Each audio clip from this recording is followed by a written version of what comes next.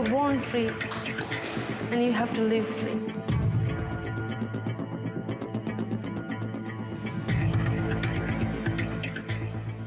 In the selection this year for the Human Rights Watch Film Festival, there's sort of three things that came through for us. One is women's rights. We have several films focusing on different elements of women's rights in different regions, and several women filmmakers. We also had an ongoing theme that continues from last year and the year before about migration, asylum seekers and refugees, because that story, as we know from the mainstream media, has evolved both in Europe and in the US. And last but not least, a sort of theme around resistance. Can one individual make a difference?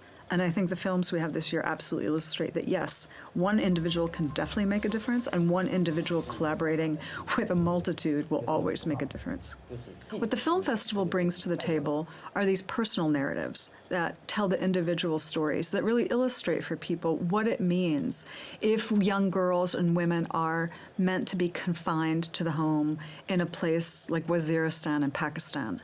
One film we have this year, Girl Unbound, is the story of Maria Torkpakai, who's from Waziristan, and she's now an internationally known squash player. But as a child growing up, in order to play squash, or even to go outside to play, she chose to cut her hair and dress in her brother's clothes. And it is an unstable world in many ways. And so the issues that lead the news, and that includes other issues like the war in Syria and ongoing conflicts that people are aware of, the famine in Sudan, what the festival brings to the table in that setting are stories that maybe have fallen off the radar. Stories like Joshua Wong in Hong Kong in the film Joshua, Teenager versus Superpower.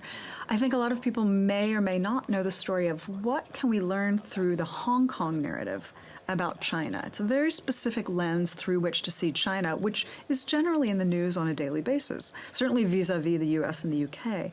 So I think what the festival brings to the table is complementary to mainstream news, but also a contrast to mainstream news, because I think we often become preoccupied with a handful of, I'll call them monopoles.